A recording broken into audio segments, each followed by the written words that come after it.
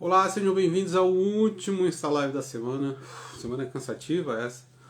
E não poderia terminar de uma maneira melhor com o Edu Falaschi, um dos maiores vocalistas da história do heavy metal brasileiro, em todos os tempos, e ele sabe disso.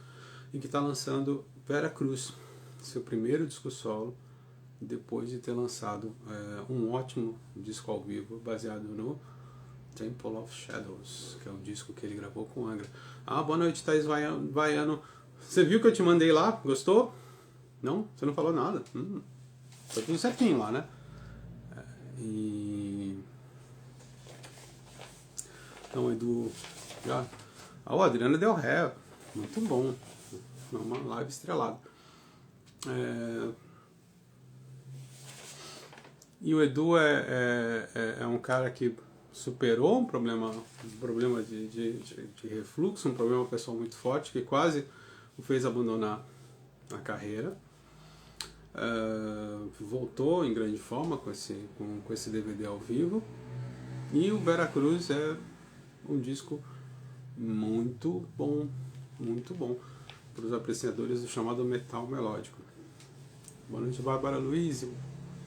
Boa noite, Vinícius. Boa noite, Lead Blumen. Estamos bem. O Edu disse que já está às postas. Aliás, já entrou na nossa...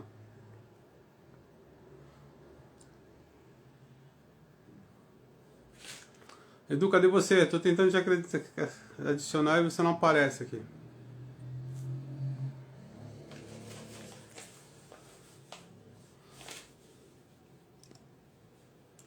Paulo Araújo. Renato Zeca. Boa noite a todos. Edu, não tá aparecendo uma coisa pra te conectar aqui. Será que tem algum problema no seu celular? Não?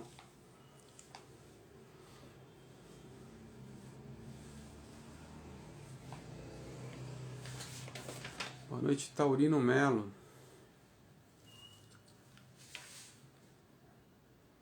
Michelisa. Dudes Rangel, boa noite.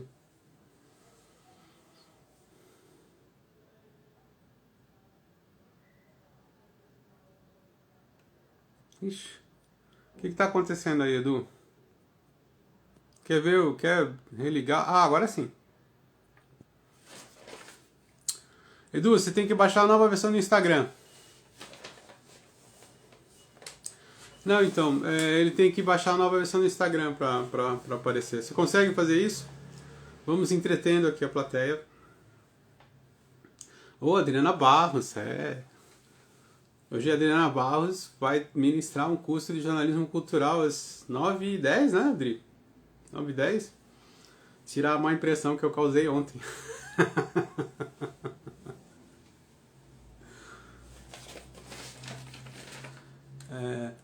Onak89, boa noite.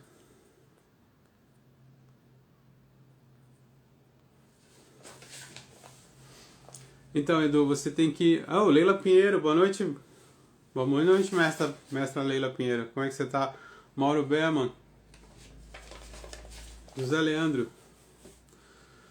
Estamos todos à espera de Edu Falaschi acertar a sua conexão, baixar a sua nova versão do Instagram para entrar na nossa conversa.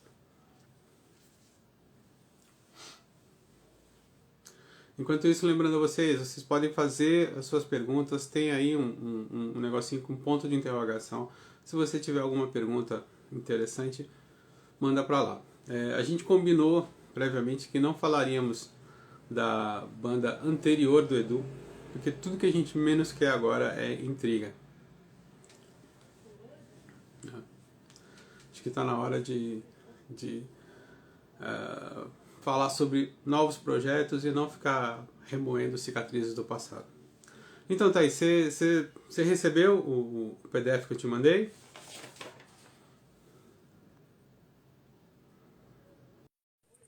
Agora sim.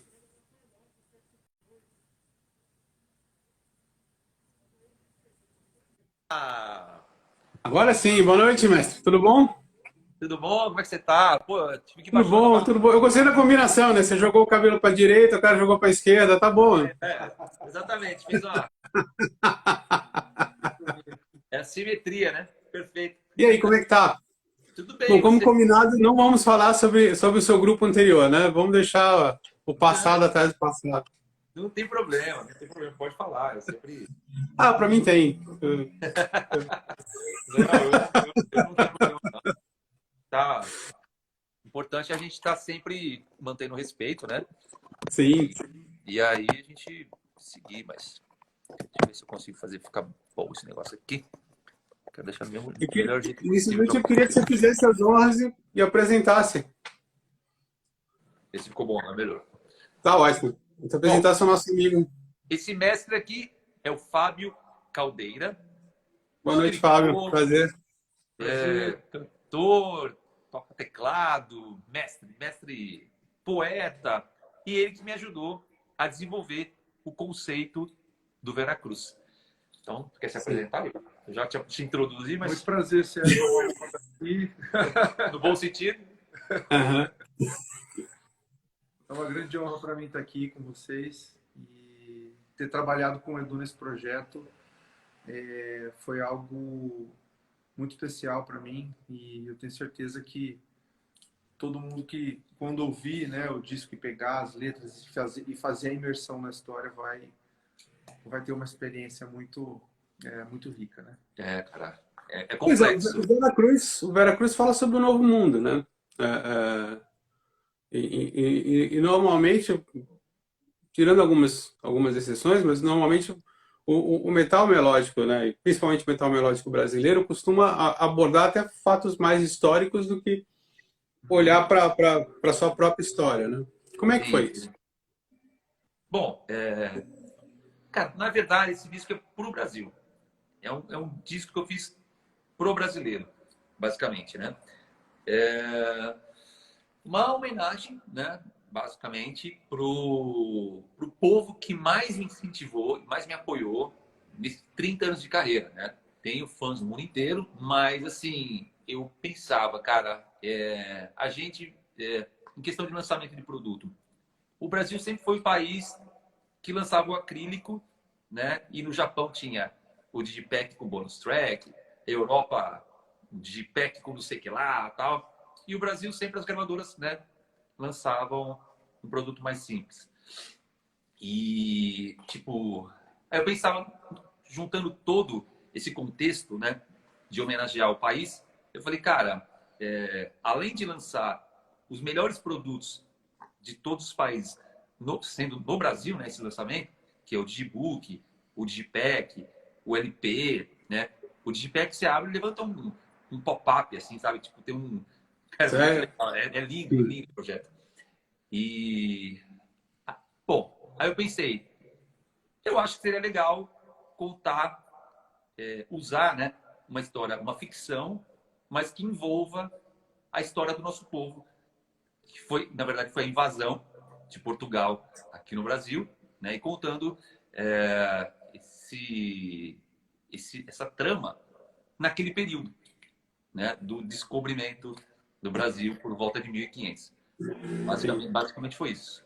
É uma Que tipo homenagem de, para o ah, nosso povo aqui, para os nossos fãs do e nosso que tipo país. de pesquisa vocês fizeram, Fábio, para chegar até as letras?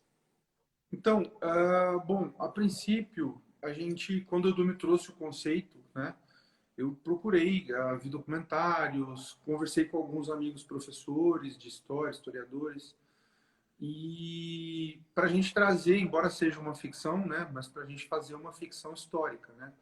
Então, trazer o máximo possível de veracidade, né, para o pano de fundo da história, que é esse período pré-descobrimento, e descobrimento, né, que a história começa um pouco antes, né? E isso fez com que nós trouxéssemos, por exemplo, uma nova visão para Pedro Álvares Cabral, por exemplo, para o Dom Henrique de Coimbra e, enfim, outros personagens aí da história Que são reais, que né? são reais, Sim, isso. Foram reais, né? É, sim. E deu uma um charme para essa dramaturgia, né, vamos dizer assim. Então ficou Sim. muito legal. É um conceito bem amarradinho, né? Sim. Muito Então, Fábio, bacana. sem dar muito spoiler, visto que o disco só vai chegar nas plataformas de streaming na terça-feira que vem, né, e o formato físico só vai chegar no final do mês, como é que você desenhou, né, como é que você desenhou o Pedro Álvares Cabral e o Pero Vaz de Caminha? Então, a gente acho que pode falar, né, da questão da Pode, história, pode, não tem pode. problema Pode, a a história gente, já está muito contada. a gente se aprofundar nisso. Bom, a história ela começa com uma perseguição, né, de uma mulher com duas pessoas e essa mulher está carregando uma criança. E aí, para despistar esses dois homens, ela deixa a criança na porta de um convento. E esse convento ele faz parte das edificações do Convento de Cristo, na cidade de Tomar, em Portugal. Real, Um lugar né? que existe, é maravilhoso.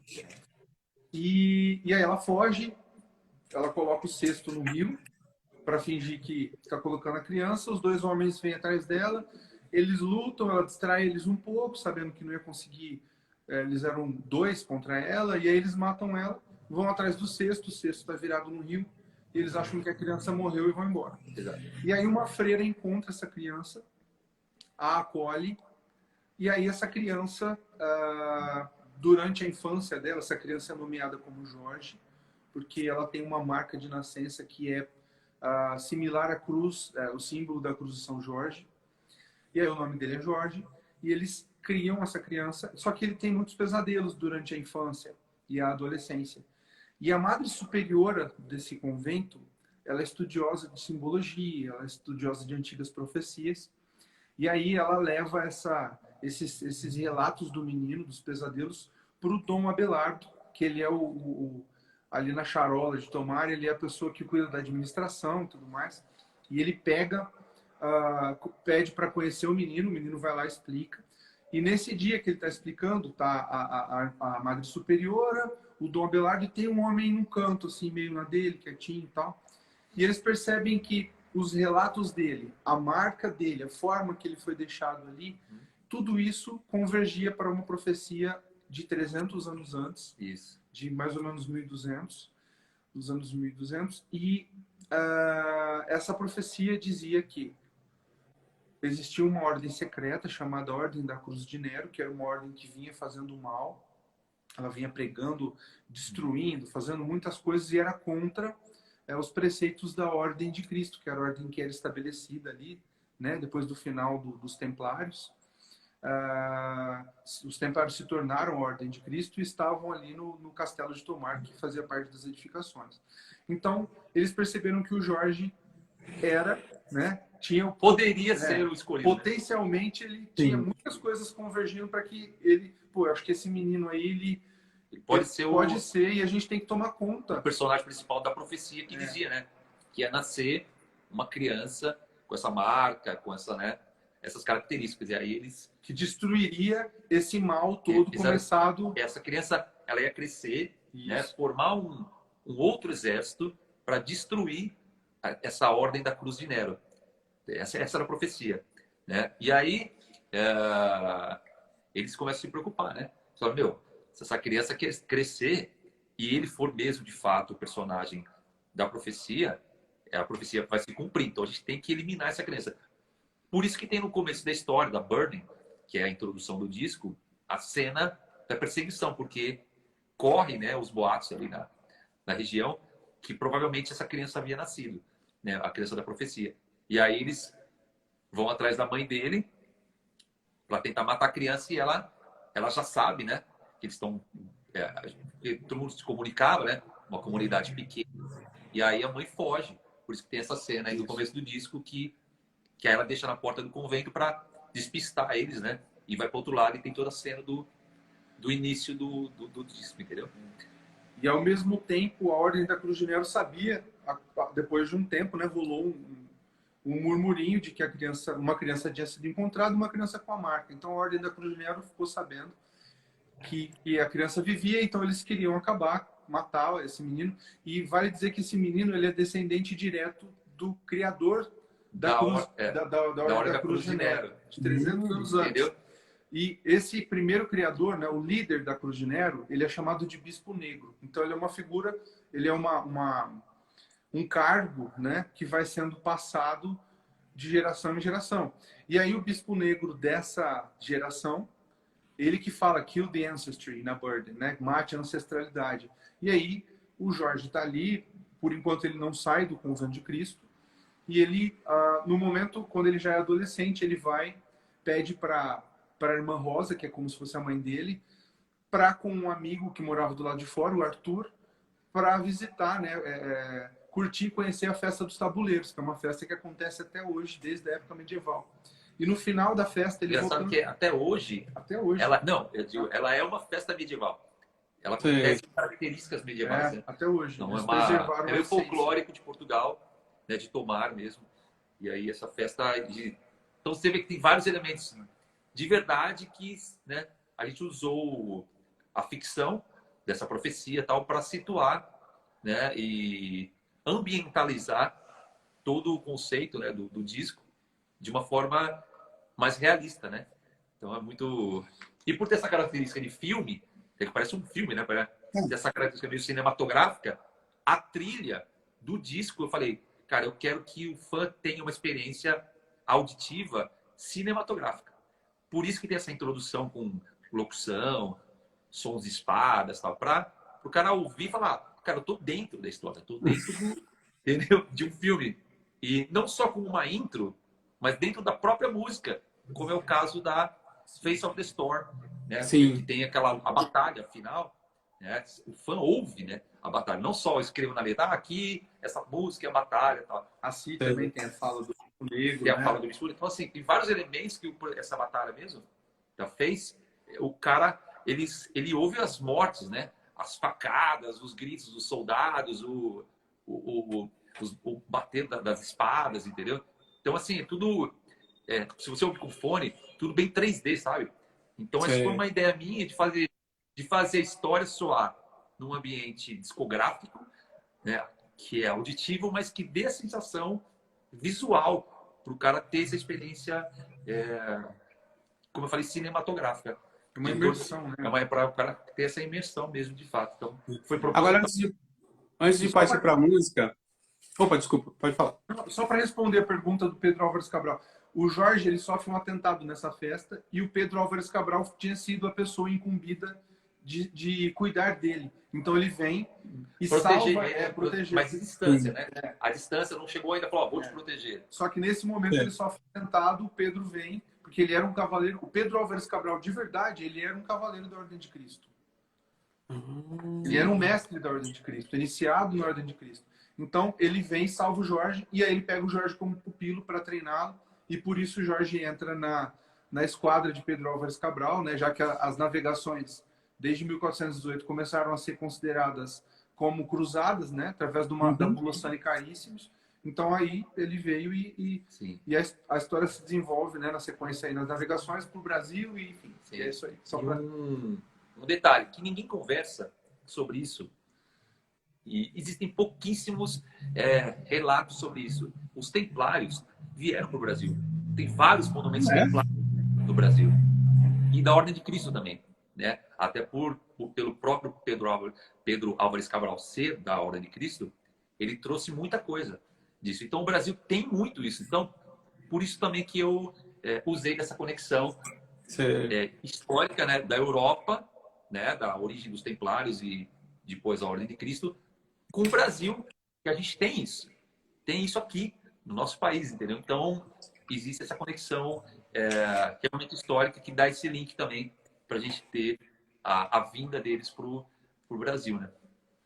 Eu sou fascinado pela história dos Templários. Eu lembro que em Londres tem um templo, né, dos Templários ali que inclusive é uma estação de metrô chamada Temple. É muito bacana. Legal. Agora, o processo de composição... Você gosta, né? Eu lembro que você falou que você conhece bem, né? Sim, eu tenho um livro, né, do Piers Paul Riat, que é muito bom, inclusive. Legal. Mas e como é que é o processo de composição? Você passava o tema pro Fábio, ou o Fábio colocava a letra e você criava em cima da letra? Não. Como é que foi essa? Bom, eu componho a música sempre primeiro, né? A melodia, a harmonia e tal.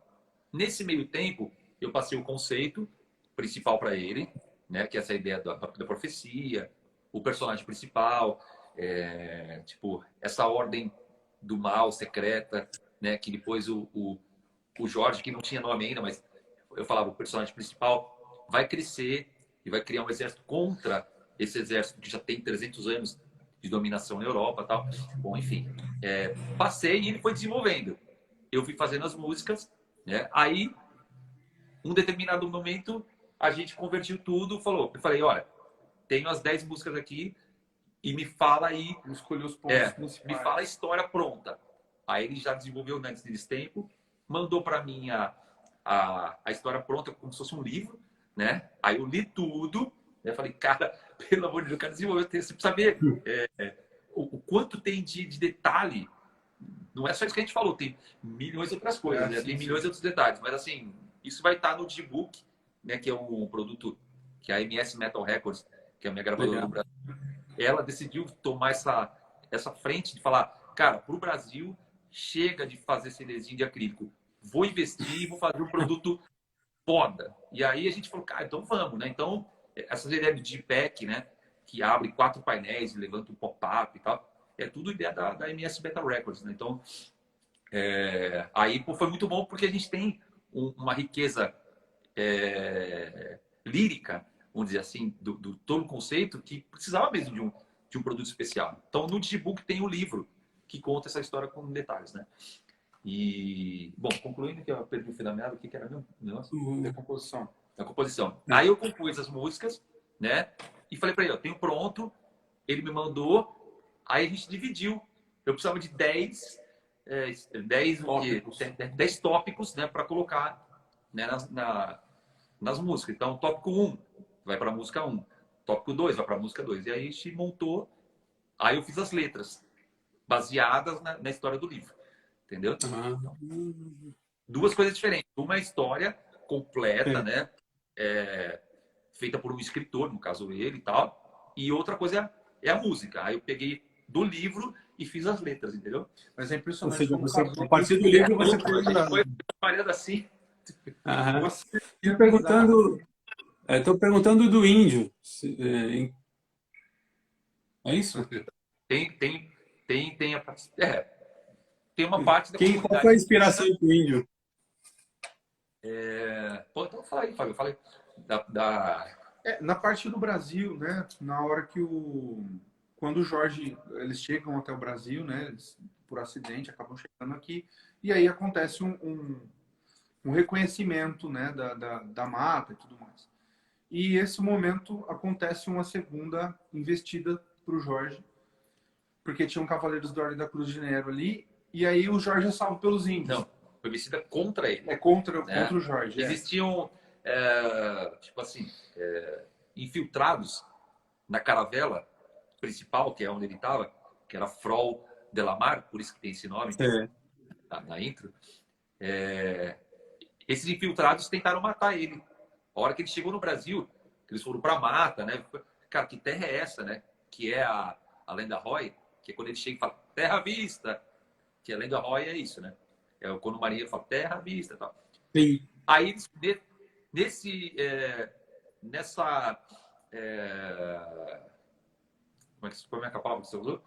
Que eles foram para verificar eles o foram local. fazer o reconhecimento. Reconhecimento, os caras tentaram matar ele de novo, entendeu? Na mata. E aí que entrou. Aí o Jorge é salvo pelos índios.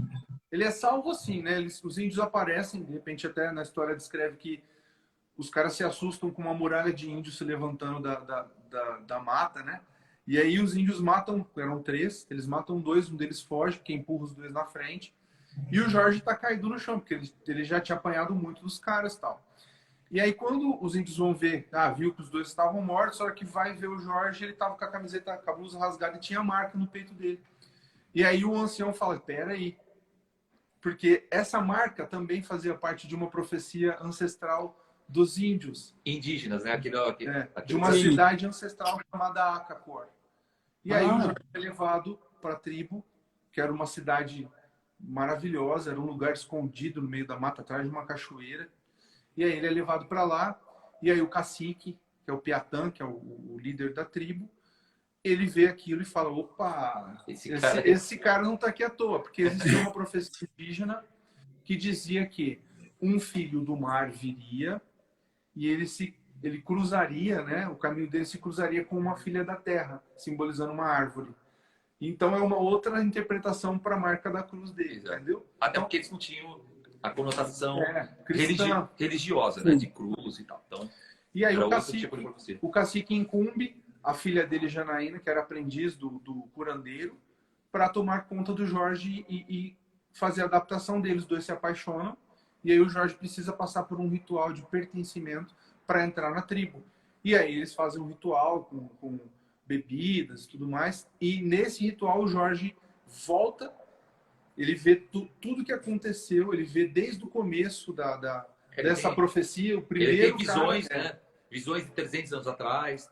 Ele vê quem que era o ancestral dele, o que o cara fez, o que a ordem fez, os parentes dele fugindo da Ordem da Cruz de Nero, porque eles estavam tentando matar o descendente. Ele tomou uma poção que deixou ele muito louco. Sim. Ele começou a ter um monte de visões. E aí, é aí que ele descobre a função dele, a missão dele na Terra, que é esse fardo que ele tem, né?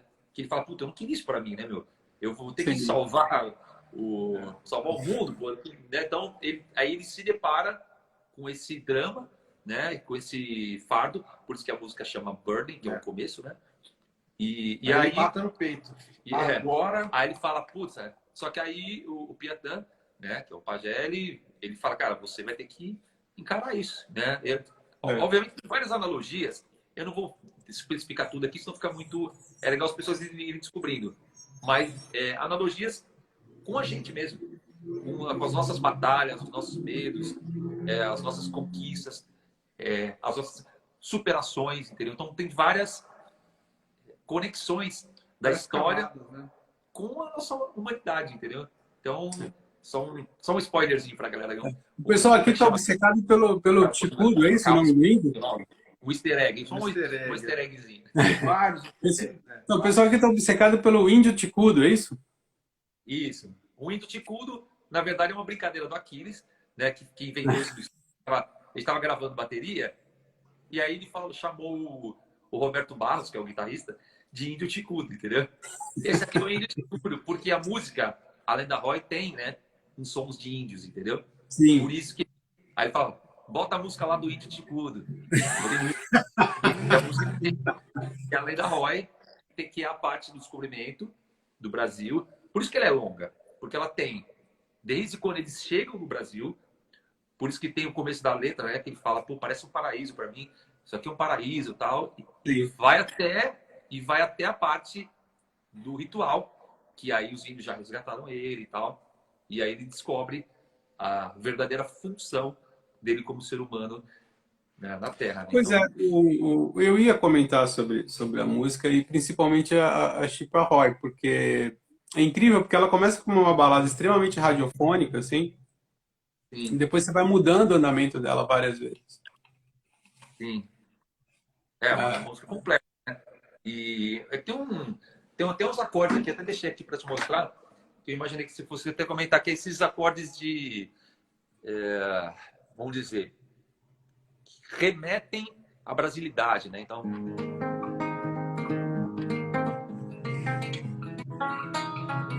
Isso aqui é bem Brasil total, isso aqui, né? Então, por isso que tem esse contexto, né? Mais MPB, vamos dizer assim, para esse início.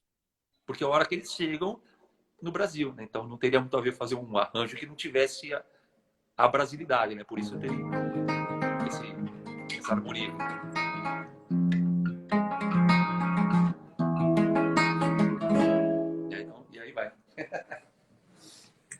Outra coisa que eu tinha comentado contigo, você tem uma belíssima orquestração, né? E o começo da música parecia trilha feita pelo John Williams, né?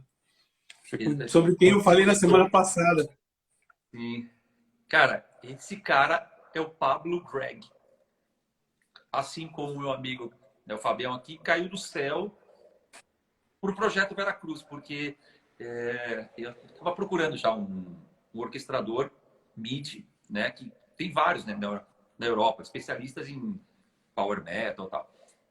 Mas, infelizmente, a gente vive no Brasil com um euro 6 ponto, não sei quanto, 34, né? 7. Já? Nossa Senhora. Aí, eu fui cotar, né? Falei, pô, para criar uma orquestração, para ter essa conotação cinematográfica, tem que ser um cara muito bom. E um cara muito bom, lá principalmente em euro, é muito caro. E aí eu fui fazer a cotação e falei, cara, não vou conseguir, né? Porque eu disse que vai custar 200 mil, né? E aí eu pensei bem e falei, nossa, aí deu aquele desânimo, né? Cara, Sérgio, no mesmo dia que eu fiz a cotação, falei com o Juan, se tinha algumas outras opções, a gente não tinha essas opções. Cara, eu recebo uma mensagem no Instagram, no direct, de um cara falando: oi, eu sou orquestrador MIDI, eu vi que você está gravando um disco, pô, posso mandar meu material para você? Mas bem assim. Aí eu falei, cara, sabe, eu tava no sofá meio desanimado, manda, pode mandar. Aí ele mandou um negócio que eu confesso para você, até falei para ele, eu achei que era mentira, né? Eu falei, cara, né, esse cara não fez isso. Ele pegou de algum filme, pegou de alguma trilha de algum filme e falou para mim que é ele que fez, né? Aí ele falou, eu estudei na Berkeley, acho, se não me engano, né? Estudou lá e tal. Falou, cara, sou um cara que trabalha com isso. Ele fez umas trilhas para jogos, né, de videogame, acho que ele fez algo para, eu não tenho certeza, tá? HBO, fez umas coisas para HBO. Aí me passou o currículo e tal, eu achei que era mentira, porque tava muito genial o negócio. Aí eu falei assim, cara, vou fazer o seguinte, eu pensei, né, eu vou mandar uma música minha, falei, orquestra essa música, essa aqui é a minha base, que eu já tinha uma base da orquestração, né? Eu sei fazer, mas não com essa maestria que os caras têm, né? E aí eu usei os meus plugins, tal, fiz uma base de orquestra e mandei para ele. Ó, essa é a linha. Faz para mim e me manda. Que aí não tinha como o cara enganar, né? Porque ele música, né? Quando o cara mandou a orquestração, eu Caiu para trás. Quase desmaiei. Eu falei, cara, esse cara é um absurdo. Então, assim, o Pablo Greg, eu falei para ele, cara, você vai virar o grande compositor de orquestração MIDI das bandas de metal do Brasil, porque não tem. Esse cara, tem vários que eu conheci, vários que fazem muito bem, mas com a maestria e o bom gosto, porque, como você falou, não é só tirar o timbre de uma orquestra real, fazer para soar, né? Uma orquestra real. É a composição da Birdie, a introdução que você parece John Williams, é dele. Ele fez a composição, entendeu? Eu não botei nada de Mandou o roteiro. Eu mandei a ideia de melodia, a harmonia, o clima que eu queria e tal. Contei a história, né? Pra ele não sabia da história. Falei, essa parte é perseguição, é a mãe dele que tá com ele no colo, tá fugindo. É. Então eu passei todo o clima da cena e ele fez a trilha, uma trilha de filme. Porque é isso, né? Eu passei o roteiro e ele fez a trilha do filme ali, daquela parte. Então, cara, esse cara, anotem o nome.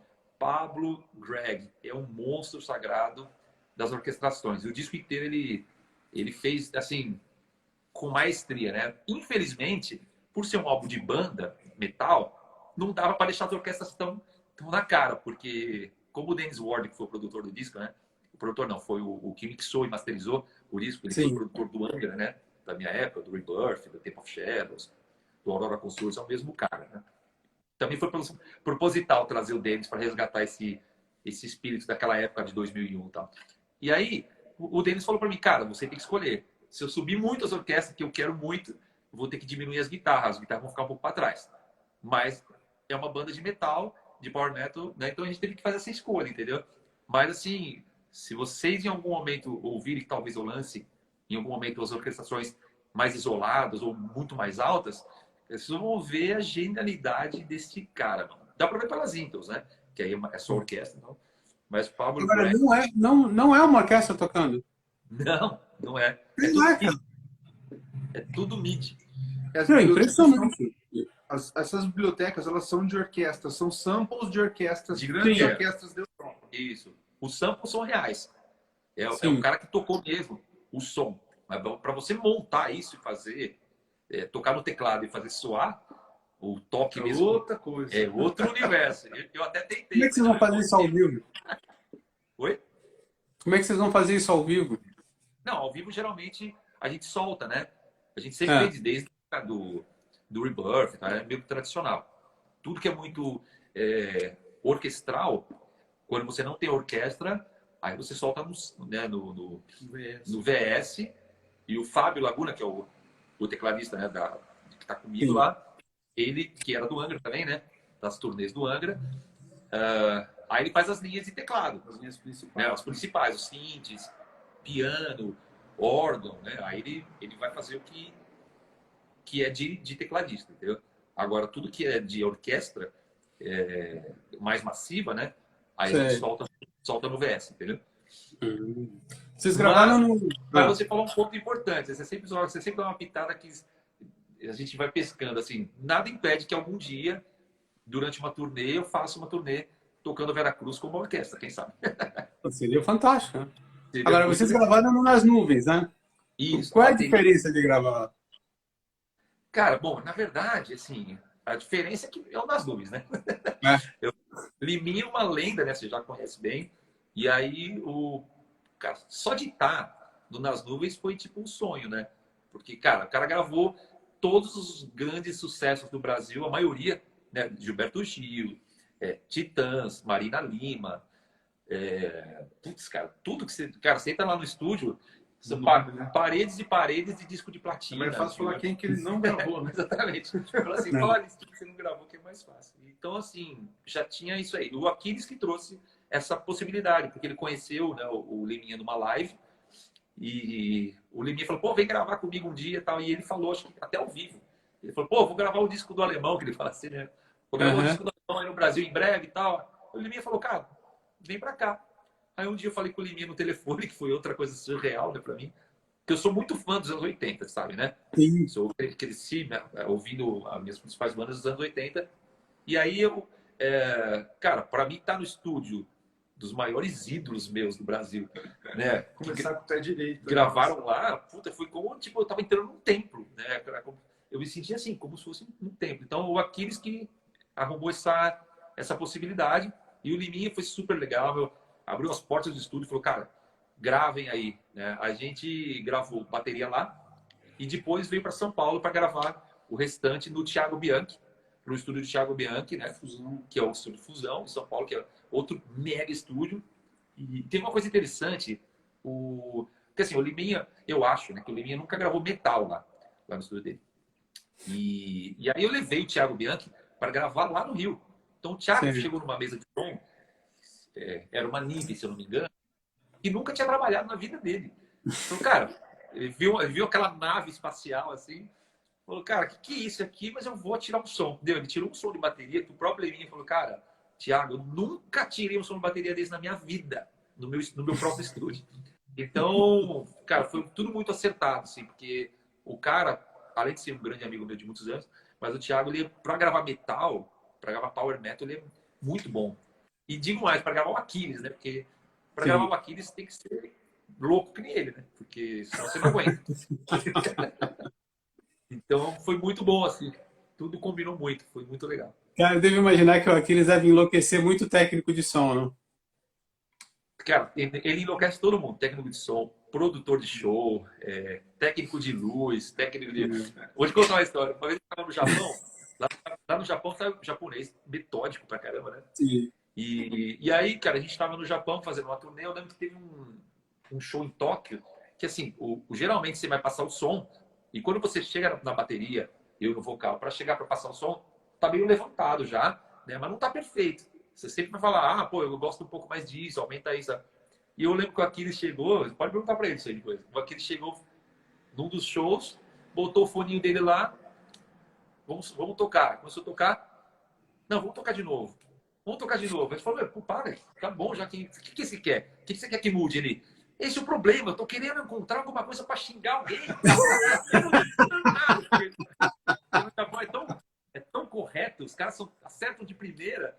Ele falou, eu tô tentando achar alguma coisa para xingar alguém, eu não consigo.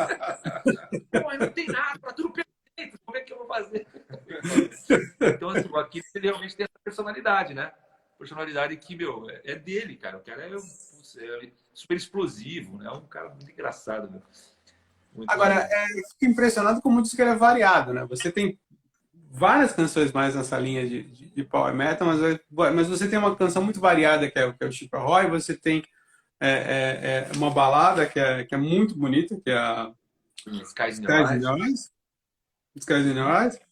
É bom falar. a Bonfire of the Vanities, que também é outra Sim. bonitona, então. Então você tem um belo balanço ali, né? Como é que foi isso? Cara, eu procuro sempre balancear o disco, né? Até para não ficar muito maçante para quem ouve, né? Tem power metal, a primeira, por exemplo, até alguns fãs estranharam, né? Ela é muito rápida, né? É Sim, uma música power metal além do que a gente já fez, né? O BPM é super alto, tá? Então Um assim, upgrade, né? é turbinado, né? Então assim, tem desde isso até essa linguagem mais brasileira, tem muita coisa erudita no disco, né? Muita linguagem erudita, né? Não só melodias, mas estruturas da música erudita. Tem passagens étnicas, né? Com elementos árabes também na história, que linka com a parte da cigana, entendeu? Que é a ideia ali. Tem corais, por exemplo, gregoriano, aquela parte do coral gregoriano da Lenda sim, Roy, é a parte que representa a vinda da Igreja Católica junto com eles, né? Porque eles vieram junto, né? Na sim. vinda. Então, essa melodia é a parte que faz a junção da igreja na história, né? Também. Aquela questão dos dois atos, né? Do disco, da primeira parte mais europeia, o Então, direcionamento. isso é uma outra coisa que é legal falar, por exemplo, não sei se você percebeu, da primeira música até a Lenda Roy, ela é mais europeia, a linguagem, não tem brasilidade. Não Sim. tem percussão, quase, não tem, é mais power metal, muita coisa erudita no meio, né? Muita, vamos dizer, como é o nome daquilo? Quando o cara é muito rápido, né? Virtuosidade. Muito virtuosismo, né? Que é muito típico, né, da música clássica, né?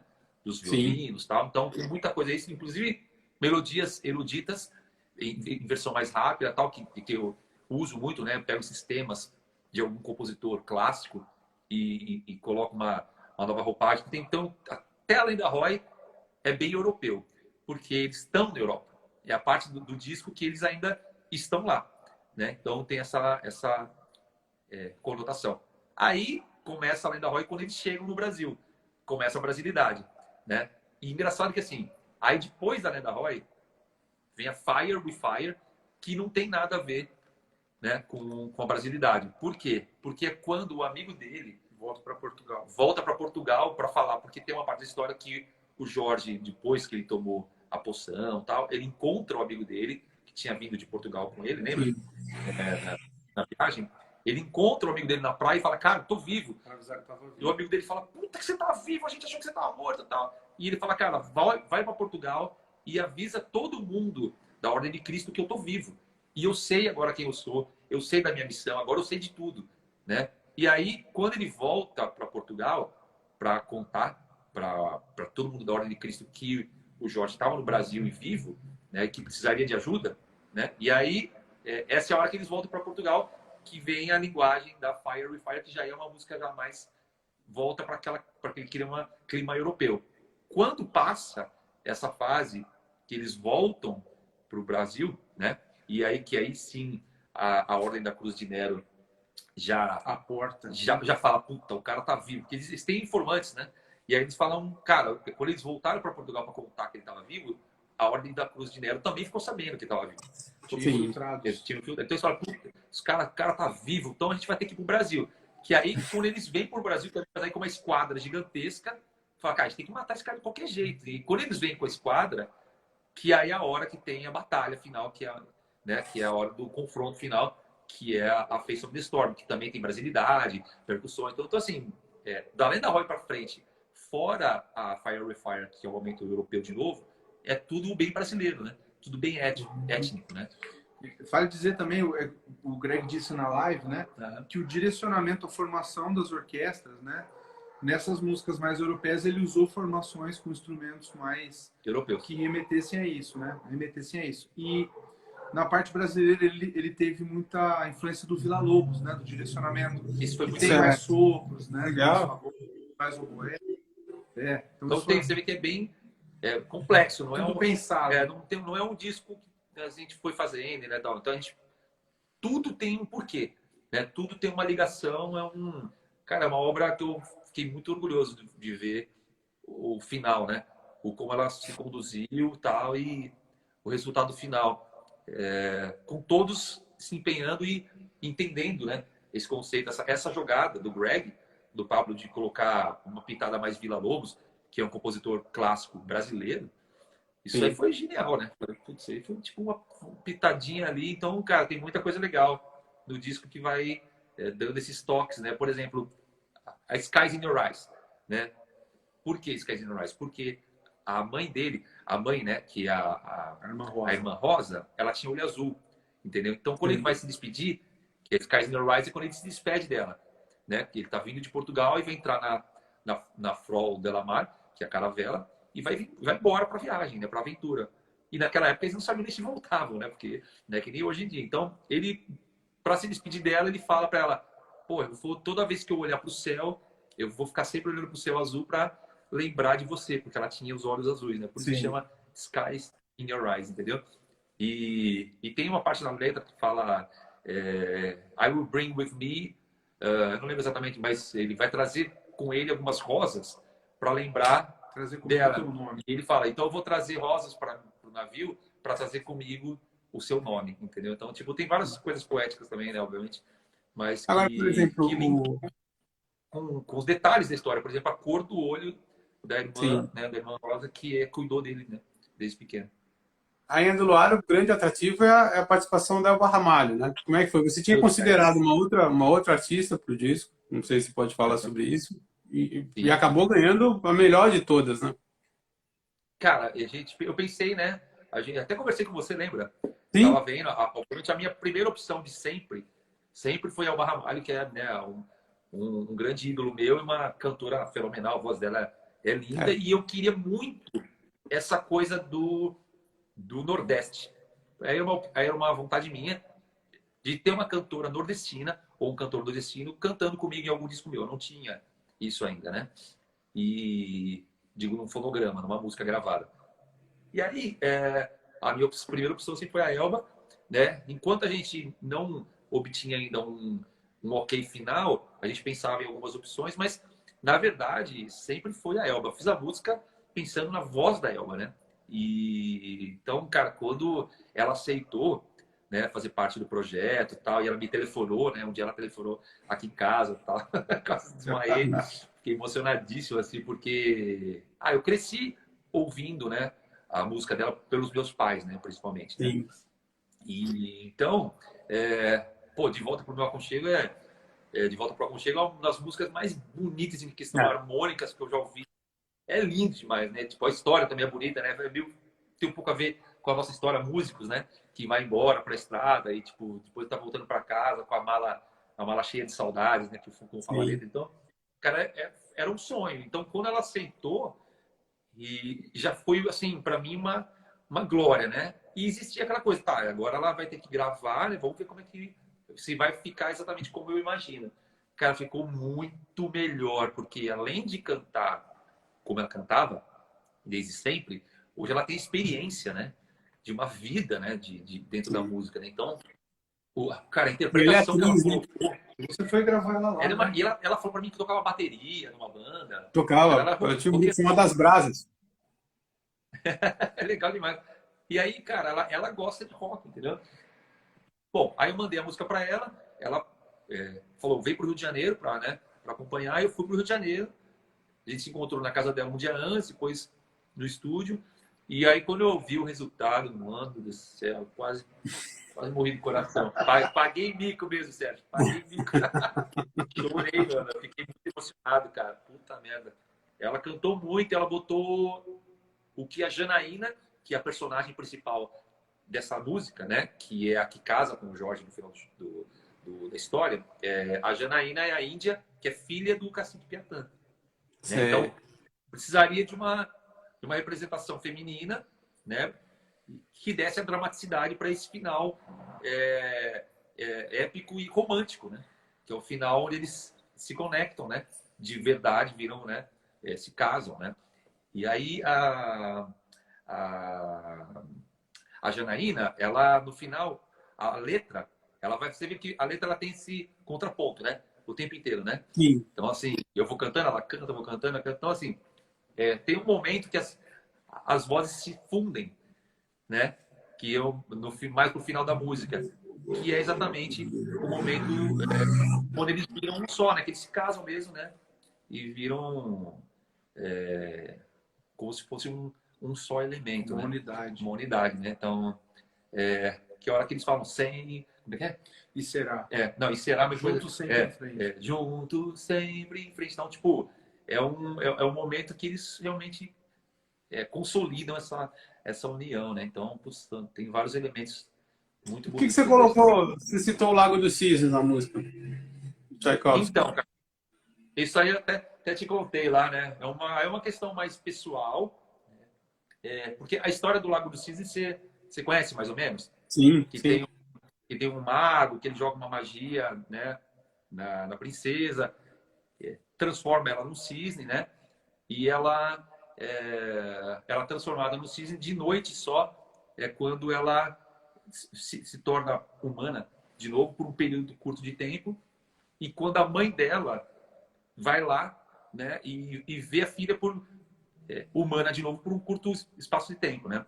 Depois ela volta a ser um cisne. E a mãe dela chora tanto que forma um lago, né? Que aí ela fica o tempo todo naquele lago que são as lágrimas da mãe dela. Aí tem uma... Vou entrar em detalhe que senão vou me emocionar, mas aí tem uma coisa com a minha mãe e tal, então por isso que eu não vou entrar muito em detalhe. Mas aí existe também a conotação de eu ser fã do Tchaikovsky, que eu acho um compositor magnífico, né? E que para mim é o cara do pop da música erudita. Ele é o mais pop da música erudita que eu já conhecia. Assim, as músicas dele são populares, basicamente. Né? Sim, Tanto que a Disney usa muito música do Tchaikovsky, porque elas são sim. realmente populares, né? E então, assim. Tem a questão do Jorge ser europeu também. Então, aí eu ia chegar nesse ponto. Aí tem a questão de juntar o Brasil, que é a Janaína, com o europeu, que é o Jorge. Então, a representação europeia, eu utilizei a versão de Tchaikovsky, essa releitura daquela melodia de Tchaikovsky, né? E que simboliza a ligação e a união, né, da Europa com o Brasil, né? Que é o Jorge e a Janaína. E como eu falei, tem aquela conotação mais pessoal, né? Que tem história, que envolve a mãe e tal. Que aí eu deixo para outro dia aí. Preciso tomar Pô, que legal. uns goró antes para eu ficar mais tranquilo, não me emocionar muito. Tá. Pô, legal essa analogia. Eu lembro que tem aquele filme do Bela Lugosi, né, o Drácula, né, o primeiro, e eles não tinham trilha sonora e o filme é usado aquela música do Lago dos Cisnes, né? Sim. Não, aquela música é linda, cara. Essa música é maravilhosa. É uma das que eu prefiro da música clássica, assim. É. Melodia linda. Ó, o pessoal está perguntando aqui se o Digipack vem autografado. Não. Não, o Digipack não. O Digibook vem. O Digibook vem autografado. Mas o Digipack, infelizmente, Tá. não. A gente fez O uma... Isaías Jerônimo está perguntando como é que está o planejamento para essa nova fase da tua carreira. Cara, a gente está, bom, lançando o Veracruz, né? Que é o meu primeiro álbum como artista solo, né? Álbum de inéditas, né? Como artista solo. E infelizmente a gente está numa pandemia, né? Então eu vou ter que esperar para entrar em turnê. O que é bom, porque dá mais tempo para todo mundo decorar as músicas, né? Uhum. Até o comecinho do tempo. E para eu planejar a turnê, né? Da próxima turnê que deve começar em janeiro do ano que vem, entendeu? Porque a gente quer começar o quanto antes. Então, e aí é uma outra coisa. Eu tenho planejado, falando dessa questão do planejamento, né? Uma carreira não muito convencional. Chegar, tocar numa casa de show normal, entrar lá com um palco básico, aquele palco tradicional, põe os biombinhos ali, guitarra no palco, batera, tá?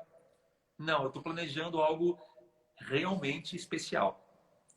Tipo, o disco tem a conotação cinematográfica, né? Sei. Todo esse contexto cinematográfico tem uma outra história. Então, o show desse disco, eu também quero que tenha uma Uhum. conotação visual e cinematográfica também, né?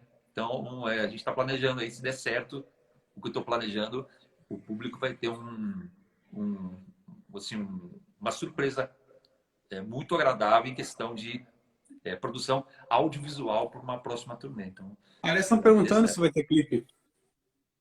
Vai ter clipe sim. E, cara, a gente começou a gravar o clipe já. No meio da gravação do clipe veio essa paulada mais forte, né? Da segunda Sei. onda. Fase Dessa vermelha. segunda onda. Então aí a gente teve que parar porque os atores falaram, meu, não vamos, né? E óbvio, tá certo, né? De todo mundo correndo risco aí. E então, para não pôr ninguém em risco, eu decidi parar tudo. E a gente tem até o final do ano aí para trabalhar bastante clipe, né? Então, Sim. que é mais ou menos o que a gente vai estar fazendo.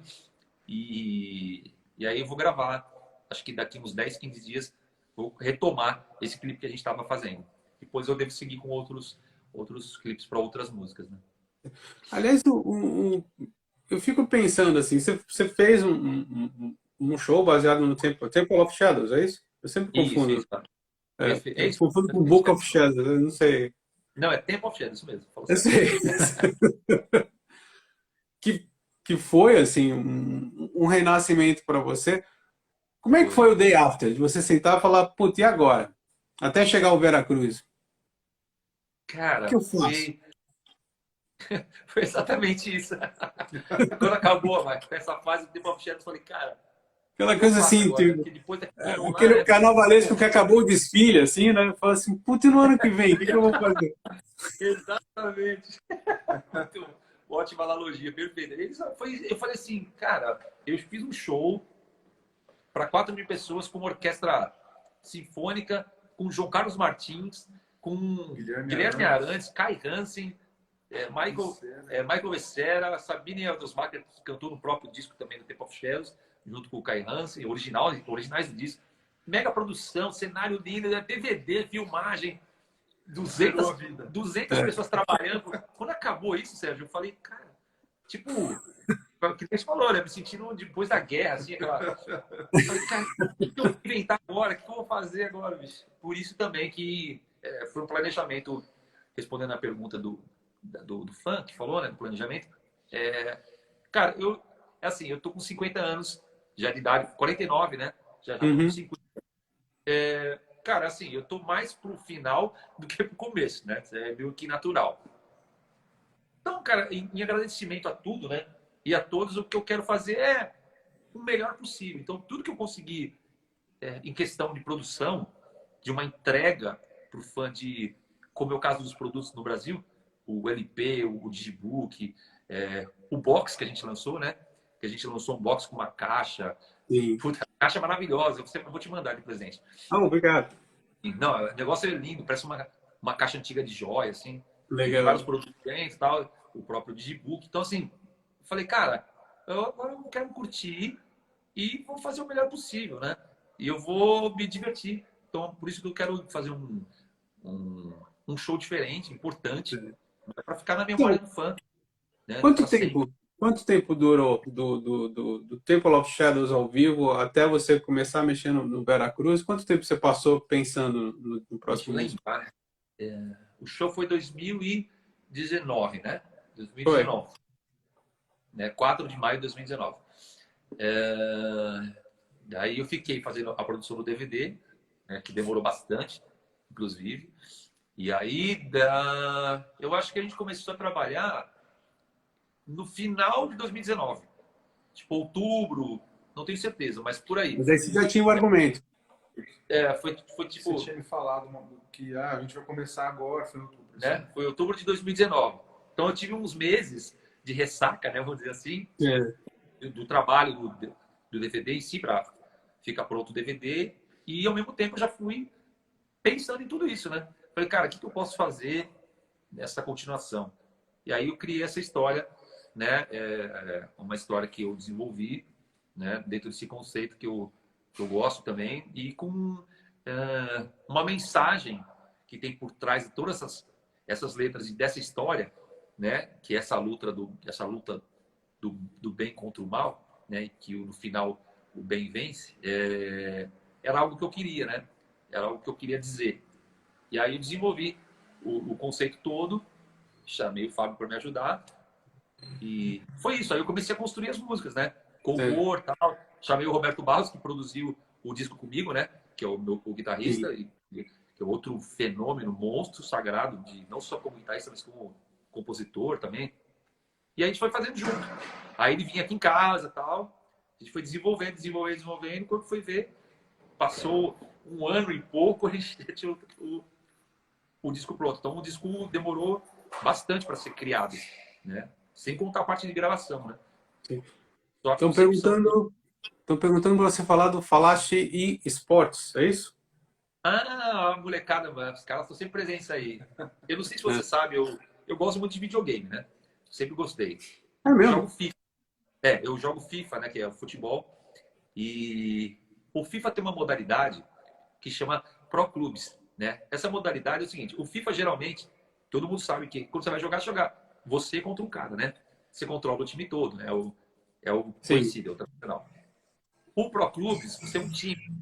E você é um jogador, um só. Então, eu sou meia-direita, por exemplo. Então, eu montei um time, aí você contrata os caras, esses caras que estão no meu time, que estão Que legal. disputando aí, fazem parte do time.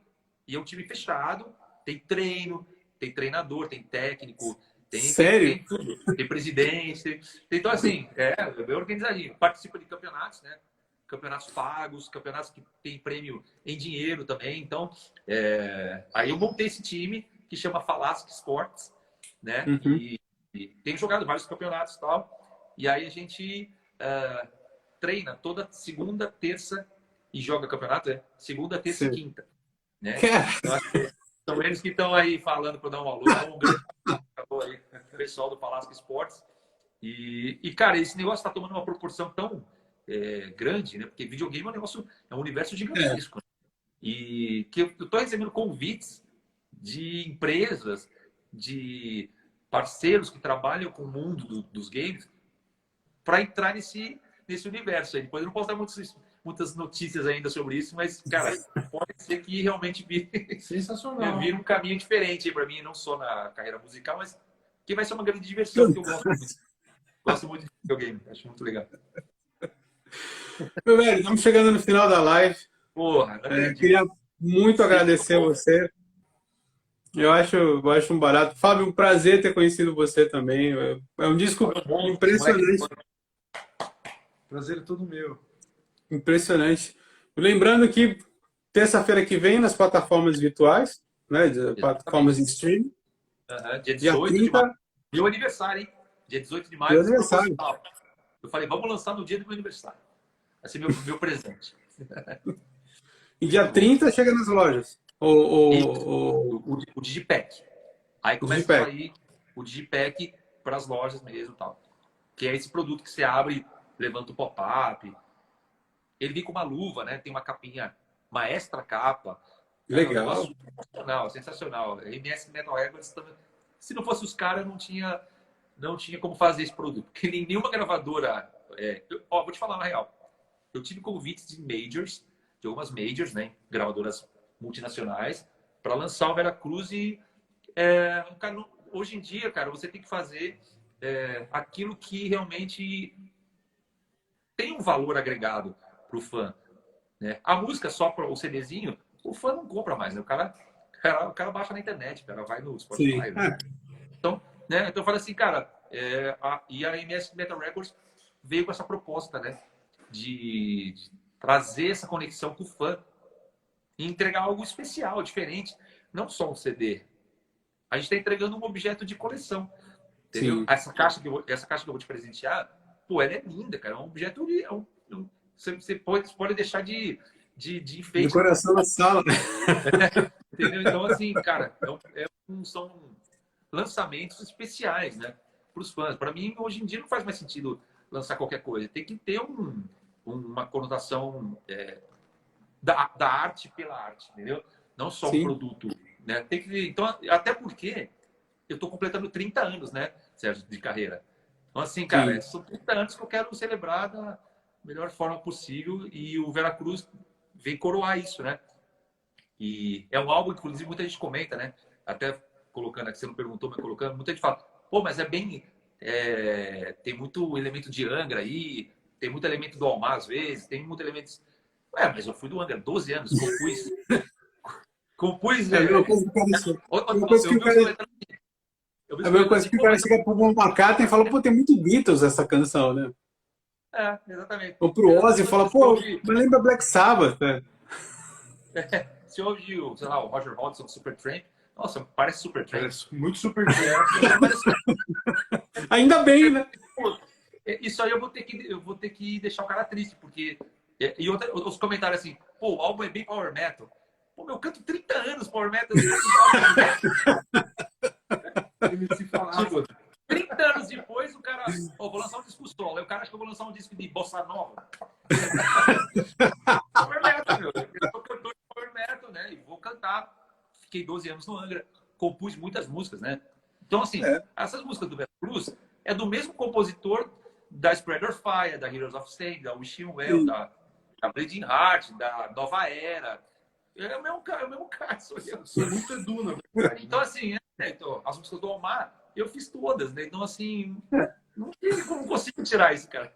Se eu pegar o violão, eu vou fazer essas músicas desse jeito aí. Então, contente-se com esse Edu aí, porque o disco vai ser assim. Eu não vou fazer um disco de rap, eu vou deixar o rap pros rappers. Eu não sei nada. Mais uma vez, muito obrigado. Sérgio, um abraço, Edu. Grande muito prazer, Fábio. Falar com você, foda demais. Pô, o prazer é meu, sempre. Vamos marcar mais coisas. Vamos sim, vamos sim. E já E obrigado a quem assistiu a nossa live aqui, né? Prestigiou. Obrigado, galera, que tá aí assistindo. Grande beijo. Até tchau, já. tchau. Obrigado, senhores. Tchau, tchau. Valeu.